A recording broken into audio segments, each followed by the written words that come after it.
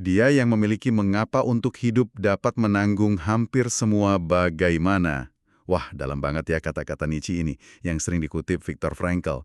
Pernah nggak sih Anda ngerasa fisik sih oke, lumayan fit, tapi kok kayak, nggak ada greget gitu, nggak ada semangat buat ngerjain sesuatu yang rasanya penting. Nah, ini dia nih inti obrolan kita kali ini. Kita mau gali soal energi spiritual, bisa dibilang ini bahan bakar terdalam kita. Senang sekali Anda gabung lagi sama kita buat menyelami lebih dalam materi dari buku The Power of Full Engagement. Kali ini fokusnya ke sumber energi keempat yang mungkin jadi fondasi dari semuanya, energi spiritual. Iya, Dan ini bukan soal agama atau kepercayaan tertentu ya, tapi lebih ke hubungan kita sama nilai-nilai yang kita pegang, sama tujuan yang lebih besar dari diri kita sendiri aja. betul sekali. Energi spiritual ini, kalau dari sumber Anda, itu kayak semacam dinamo lah ya, yang bikin kita bergerak, yang ngasih kita kekuatan buat bertindak di semua sisi kehidupan. Ini yang nyalain passion, yang bikin kita, tekun gitu, nggak gampang nyerah, dan komit sama apa yang penting buat kita. Oke, jadi misi kita sekarang ini mau coba ngebongkar bareng-bareng soal energi spiritual ini buat Anda. Apa sih sebenarnya ini? Kenapa penting banget? Bukan cuma buat senang-senang aja, tapi juga buat performa puncak yang awet gitu. Dan yang paling penting, gimana cara kita bisa numbuhin dan nge-charge ulang energi ini berdasarkan insight dari buku ini. Siap ya? Kita mulai aja nih. Oke, kita mulai dari definisinya dulu kali ya. Biar clear, energi spiritual itu menurut sumber ini adalah kapasitas atau kekuatan yang datang dari koneksi kita sama nilai-nilai yang kita yakini banget dan sama tujuan yang lebih besar dari sekedar kepentingan pribadi. Intinya sih ini soal kenapanya kita melakukan sesuatu, motivasi terdalamnya. Kalau energi fisik kan soal kuantitas ya, seberapa banyak bensinnya. Nah, spiritual ini lebih ke kenapa kita mau nyalain mesin pakai bensin itu. Gitu kira-kira. Wah, analogi bensin sama mesin tadi bagus tuh. Nah, contoh paling kuat dari buku ini, dan mungkin banyak dari Anda juga udah pernah dengar, itu Viktor Frankl, Iya. psikolog yang selamat dari kamp konsentrasi Nazi. Pengalaman dia yang luar biasa pahit itu justru melahirkan pemahaman yang, wow, mendalam banget ya. Bener. Dia ngelihat langsung, orang-orang yang bisa bertahan di situasi yang nggak manusiawi itu, seringkali kuncinya cuma satu. Mereka masih punya alasan buat hidup. Masih ngelihat ada makna, sekecil apapun itu. Iya, dan dari situ Frankl sampai pada satu kesimpulan yang menurut saya cukup menantang ya. Dia bilang, hidup ini sebenarnya nanya ke kita terus, kamu tuh diharapkan ngapain sih? Oh gitu ya? Jawabannya itu bukan cuma kata-kata manis, bukan teori, tapi tindakan nyata yang bertanggung jawab. Kita kayak dikasih tugas gitu sama kehidupan di setiap momen. Artinya apa? Artinya nyari atau nyiptain makna itu kerjaan aktif. Nggak bisa cuma diam nunggu wangsit gitu. Oke. Jadi makna itu harus diciptakan secara aktif. Dan ini nyambung ke tujuan tadi ya, yang Anda bilang, jadi pembangkit energi spiritual. Persis. Tanpa tujuan yang jelas, rasanya kayak kapal tanpa kemudi ya. Keombang-ambing, nggak jelas mau kemana. Buku ini malah pakai analogi keren loh, dari Joseph Campbell, Perjalanan Sang Pahlawan. Oh iya, Hero's Journey itu ya. Betul, ada panggilan buat berubah, terus kita hadapi tantangan. Cari mentor, lawan naga ini seringnya sih ya masalah internal kita sendiri, sisi gelap kita. Sampai akhirnya kita nemuin makna. Intinya sih, gimana kita mengerahkan semua energi kita buat hal yang paling berarti. Nah, ini penting nih. Di buku ini dibedain jenis-jenis tujuan atau lebih tepatnya kualitas tujuan kita. Ada semacam 3 upgrade penting buat bahan bakar spiritual kita ini. Pertama, geser dari yang negatif ke positif. Maksudnya gimana? Tujuan yang lahir dari rasa takut, ancaman, atau sikap defensif, itu boros energi banget. Boros ya? Iya, dan bikin hormon stres numpuk terus. Itu kan racun jangka panjang buat badan dan pikiran. Contohnya si Janet Arrier di buku itu kan ya, yang katanya punya komitmen pada keunggulan. Kedengarnya bagus, tapi ternyata akarnya tuh defensif banget. Benar. Pas dia coba geser fokusnya ke nilai lain, kayak kebaikan hati, kerendahan hati, energinya jadi beda ya. Jadi lebih positif, lebih sustainable, lebih tahan lama gitu. Nggak nyangka ya, niat di belakangnya bisa ngaruh segitu jauh ke kualitas energi. Banget. Terus upgrade kedua, Dari eksternal ke internal. Ini soal motivasi lagi nih. Ngejar hal-hal di luar diri kita, kayak duit, pujian orang, status, jabatan, itu semua motivasi eksternal. Ternyata kekuatannya nggak sedahsyat motivasi internal, yaitu kepuasan yang datang dari dalam. Dari aktivitas itu sendiri, dari ngerasa kita ngelakuin sesuatu yang emang kita suka atau kita anggap penting. Buku ini malah nyebut riset kan kalau nggak salah. Setelah kebutuhan dasar kita terpenuhi, ternyata jumlah uang tuh nggak terlalu berkorelasi kuat sama kebahagiaan. Iya, ada risetnya. Kayak contohnya James Day itu, eksekutif yang gajinya turun drastis, tapi malah ngerasa lebih hidup, lebih produktif pas dia pindah ngajar. Sesuai passionnya. Nah, itu dia. Ini bukti nyata banget ya, kekuatan dorongan internal itu. Kayaknya banyak deh dari kita yang pernah ngerasain bedanya, ngerjain sesuatu karena terpaksa atau demi X, versus ngerjain sesuatu karena emang suka atau pengen. Rasanya beda aja gitu di hati. Betul. Nah, upgrade ketiga, dan ini mungkin yang dampaknya paling kuat, geser dari fokus pada diri sendiri ke sesuatu yang lebih besar atau melayani orang lain. Wah, ini gimana maksudnya? Jadi, pas kita nemuin tujuan yang melampaui ego kita sendiri, yang fokusnya keluar, buat kontribusi ke sesuatu yang lebih besar, atau buat bantu orang lain, itu sumber energi yang luar biasa powerful. Oh gitu. Contohnya, di buku itu kan karyawan Cantor Fitzgerald, setelah tragedi 9/11, tujuan buat bantu keluarga korban itu benar-benar mompas semangat mereka dengan cara yang nggak biasa. Atau coba aja bandingin deh, rasanya beda kan ketemu dokter yang kelihatan banget motivasinya cuma cari duit sama dokter yang tulus pengen nyembuhin pasiennya. Iya sih, kerasa beda auranya ya. Nah, itu dia, energi spiritualnya beda. Dia kayak cuma ngejalanin hidup aja gitu, autopilot di permukaan. Nggak ada gairah, nggak nyambung sama tujuan yang lebih dalam. Gimana tuh caranya biar nggak kejebak di rutinitas sibuk doang? Nah, disinilah nilai-nilai atau values itu masuk sebagai fondasi. Kalau tadi tujuan itu kayak destinasi kita, Nilai-nilai ini ibaratnya kompas moral kita selama perjalanan, kode etik pribadi kita lah. Menurut sumber Anda, nilai yang sejati itu punya daya tarik dari dalam. Dia ngasih inspirasi, ngasih makna, yang nggak bisa gampang dicabut sama situasi di luar diri kita. Ini yang bikin fondasi energi spiritual kita kokoh. Buku ini ngasih beberapa cara praktis juga ya, buat ngebantu kita ngenalin nilai-nilai inti kita ini. Coba deh, Anda renungkan, katanya. Kualitas apa sih yang paling Anda kagumi dari orang lain? Menarik. Terus, pas kapan sih Anda ngerasa jadi versi terbaik dari diri Anda? Lagi ngapain biasanya? Atau, ini agak dalam nih, kalau Anda bisa nulis satu kalimat aja di batu nisan Anda nanti, apa intisari hidup yang pengen Anda sampaikan lewat kalimat itu? Dalam ya pertanyaannya. Iya. Contoh nilai yang disebut di buku itu macam-macam. Ada otentisitas atau kejujuran pada diri sendiri, kepedulian atau kasih sayang, integritas, pelayanan, keberanian. Daftarnya panjang dan sangat personal ya pastinya buat tiap orang. Dan di sini ada satu pembedaan yang krusial banget yang sering kelewat. Bedanya nilai, values, sama kebajikan, virtues. Oh beda ya? Apa tuh bedanya? Nilai itu keyakinan kita, apa yang kita anggap penting, abstrak sifatnya.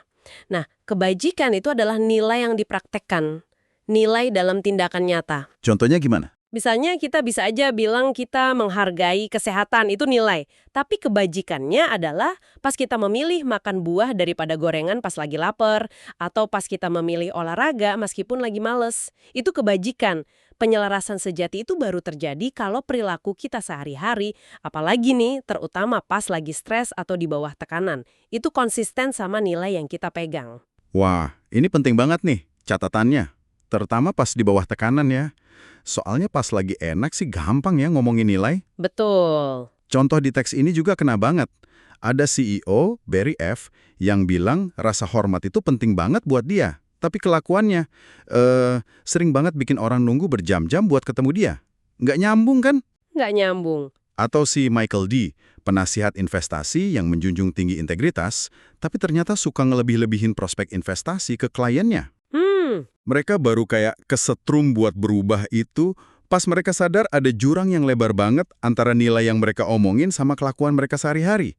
Istilah kerennya walk the talk gitu ya. Tepat. Harus nyambung antara omongan dan tindakan. Nah, Kesadaran akan adanya jurang ini kan sebenarnya nyambung banget ya sama langkah hadapi kebenaran atau facing the truth yang ada di model buku ini. Sebelum bisa berubah, kita harus jujur dulu sama diri sendiri. Tepat sekali. Anda nangkep koneksi pentingnya di situ. Mengenali gap atau kesenjangan antara nilai yang kita anut, apa yang sebenarnya penting buat kita, sama realitas perilaku kita sehari-hari, apa yang beneran kita lakuin, itu persis inti dari langkah hadapi kebenaran. Itu kayak langkah diagnosis dulu lah. Penting banget. Kita nggak bisa benerin sesuatu kalau kita nggak jujur dulu tentang apa sih yang sebenarnya rusak atau nggak selaras. Baru setelah kita sadar dan menerima kenyataan itu, kita bisa mulai mikirin cara memperbaikinya, ngerancang tindakan. Oke, paham. Jadi setelah kita punya tujuan yang jelas, langkah 1, terus kita udah jujur ngeliat kenyataan diri kita, termasuk gap tadi, langkah 2. Nah, terus gimana caranya kita ngebangun dan ngejaga energi spiritual ini biar tetap nyala, nggak gampang padam? Nah, bagian ini menarik nih. Buku ini ngejelasin kalau pengeluaran energi spiritual sama pembaruannya itu seringkali jalannya barengan atau bahkan bisa jadi aktivitas yang sama. Maksudnya gimana tuh? Barengan? Contohnya gini, ambil praktek kayak meditasi deh. Atau kegiatan sosial kayak jadi relawan. Dua-duanya kan butuh usaha ya. Butuh fokus, butuh waktu. Itu artinya kita mengeluarkan energi, Iya, bener. tapi di saat yang bersamaan, aktivitas itu bisa banget mengisi ulang semangat kita. Kenapa? Karena dia ngasih kita makna, ngasih kepuasan batin. Jadi ngeluarin energi sekaligus dapat energi baru. Unik kan? Oh iya ya, bener juga. Nggak kepikiran. Terus di buku juga disebut soal otot utama energi spiritual itu katanya karakter ya? Betul, karakter. Keberanian dan keyakinan buat hidup sesuai sama nilai-nilai kita itu. Terus otot pendukungnya ada passion, komitmen, integritas, kejujuran. Ini semua kayaknya perlu dilatih terus-menerus ya. Kayak otot fisik aja. Persis, nggak bisa instan. Dan kunci latihannya itu ada di keseimbangan. Harus seimbang antara komitmen kita ke tujuan atau ke orang lain dengan perawatan diri yang cukup. Self-care itu penting banget di sini. Jadi nggak bisa cuma ngasih terus ya, harus ngisi juga. Iya, kita perlu secara sadar dan teratur ngisi ulang tangki spiritual kita. Cari cara buat istirahat, buat meremajakan diri, buat nyambung lagi sama nilai dan tujuan kita. Kalau nggak gitu, ya sumber energi ini bisa kering kerontang nanti. Abis. Praktek buat ngisi ulangnya bisa macam-macam banget ya. Kayak yang disebut di buku. Ada yang suka jalan di alam, ada yang baca buku-buku inspiratif, dengerin musik yang nyentuh hati, doa, meditasi yoga, atau sekedar ngambil waktu buat refleksi, nulis jurnal mungkin?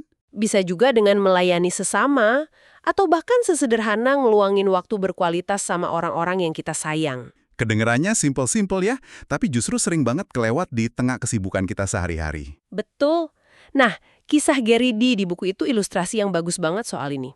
Dia kan eksekutif yang ngerasa hampa, hidupnya kosong gitu. Terus dia nemuin energi dan makna baru justru pas dia mutusin buat ngeluangin waktu padahal udah sibuk buat ngelatih tim basket anak-anak. Oh iya, ingat cerita itu. Awalnya mungkin dia mikir, wah nambah kerjaan lagi nih. Tapi ternyata aktivitas melayani ini malah ngebangun kapasitas spiritual dia. Ini nunjukin betapa kuatnya efek pembaruan dari melakukan sesuatu buat orang lain atau buat tujuan di luar diri sendiri. Ini jadi ngingetin saya sama kata-kata Frankl lagi deh, yang bilang kalau kesehatan mental itu justru butuh semacam ketegangan yang sehat. Ketegangan antara apa yang udah kita capai sekarang, sama apa yang seharusnya kita capai atau kita tuju. Iya. Jadi buat ngebangun kapasitas spiritual ini, emang butuh sedikit dorongan ya, keluar dari zona nyaman kita dikit gitu. Betul sekali. Pertumbuhan itu seringkali terjadinya justru di ujung zona nyaman kita. Dan disinilah ritual memegang peranan yang super penting. Ritual lagi ya. Iya, tapi bukan cuma ritual praktek spiritualnya aja kayak meditasi atau doa tadi, tapi juga penting banget punya ritual untuk secara teratur meninjau kembali tujuan dan nilai-nilai kita. Kayak contohnya Dr. Ben Carson yang katanya baca kitab Amsal tiap pagi sebelum mulai aktivitas. Atau klien lain yang ngebaca ulang pernyataan visinya tiap hari pas di mobil. Ritual-ritual kayak gini nih yang ngejaga koneksi spiritual kita tetap hidup, tetap kuat dan jadi kompas harian kita. Nah, ritual ini kan masuk ke langkah ketiga di model buku itu ya, yaitu mengambil tindakan atau bertindak, take action, melalui ritual yang positif. Jadi, energi spiritual yang udah kita bahas panjang lebar ini, itu yang jadi bahan bakarnya ya, buat ngejalanin ritual itu? Tepat sekali, energi spiritual inilah yang sumbernya dari tujuan yang bermakna, itu langkah 1, dan diperkuat oleh kejujuran kita sama diri sendiri tentang kondisi kita sekarang, itu langkah 2, yang jadi bahan bakar utama buat memulai, dan ini yang lebih penting, buat mempertahankan ritual-ritual positif itu dalam jangka panjang. Ritual yang didorong sama mengapa yang kuat, sama tujuan yang dalam, itu cenderung nggak terlalu ngos-ngosan ngandalin disiplin atau kemauan keras aja. Yang kita tahu kan terbatas banget kapasitasnya. Oh iya, willpower itu terbatas ya. Iya, jadi rasanya lebih kayak kita ditarik sama makna di balik ritual itu, bukan kita mendorong diri kita dengan susah payah. Kayak contoh si Roger Bay tadi ya. Ritual olahraganya jadi lebih kuat, lebih konsisten, pas didorong sama nilai pengen sehat demi keluarga, bukan sekedar pokoknya gua harus olahraga biar kurus gitu misalnya. Nah, persis. Makna itu ngasih daya tarik yang beda ya. Betul. Makna itulah yang bisa ngubah keharusan jadi keinginan. Ngubah beban jadi sebuah pilihan yang justru ngasih kita kekuatan memberdayakan kita. Oke. Jadi kalau kita coba tarik benang merahnya nih dari obrolan kita, berdasarkan sumber Anda ini, energi spiritual yang akarnya tuh dari tujuan hidup yang dalam dan nilai-nilai inti yang kita pegang teguh, ini adalah kunci emas. Bukan cuma buat ngerasa happy atau enak sesaat, tapi buat performa puncak yang tahan banting, yang awet, yang berkelanjutan. Dan ini bukan sesuatu yang pasif, bukan yang datang sendiri, tapi perlu dipupuk secara aktif. Iya, harus diusahakan. Lewat pilihan-pilihan sadar kita sehari-hari, dan lewat praktik yang konsisten, nah ini dia, ritual tadi. Balik lagi ke kata-kata Nietzsche di awal. Punya mengapa yang kokoh, itu bikin kita sanggup ngadepin hampir semua bagaimana dalam hidup. Paling bermakna buat kita secara personal, secara mendalam. Dan juga gimana kita secara sadar ngejaga keseimbangan antara memberi, entah itu usaha, komitmen, pelayanan ke orang lain, sama menerima, yaitu pemulihan, istirahat, pembaruan spiritual buat diri sendiri. Dua-duanya ini sama vitalnya, nggak bisa pilih salah satu aja.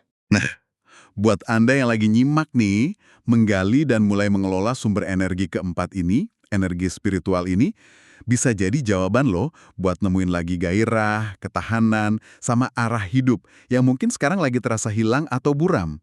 Di tengah gempuran tuntutan hidup zaman sekarang yang kayaknya makin kenceng aja, punya jangkar spiritual yang kuat ini bisa ngebantu Anda buat tetap tegak, nggak gampang oleng, dan yang penting nggak ngerasa terkuras habis energinya. Karena Anda tahu alasan dibalik semua perjuangan dan kesibukan Anda itu. Betul. Materi Anda ini udah ngasih kita peta yang cukup jelas ya tentang apa sih energi spiritual itu dan kenapa dia begitu fundamental buat kita. Nah, sekarang mungkin pertanyaan buat Anda, buat pulang buat direnungkan sendiri setelah ini. Kalau memang makna, tujuan, dan nilai itu adalah bahan bakar terdalam Anda, kira-kira nih tindakan konkret sekecil apapun, apa ya yang bisa Anda mulai lakukan mungkin bahkan hari ini juga untuk mulai ngisi lagi tangki spiritual Anda itu di sela-sela semua kesibukan dan rutinitas Anda?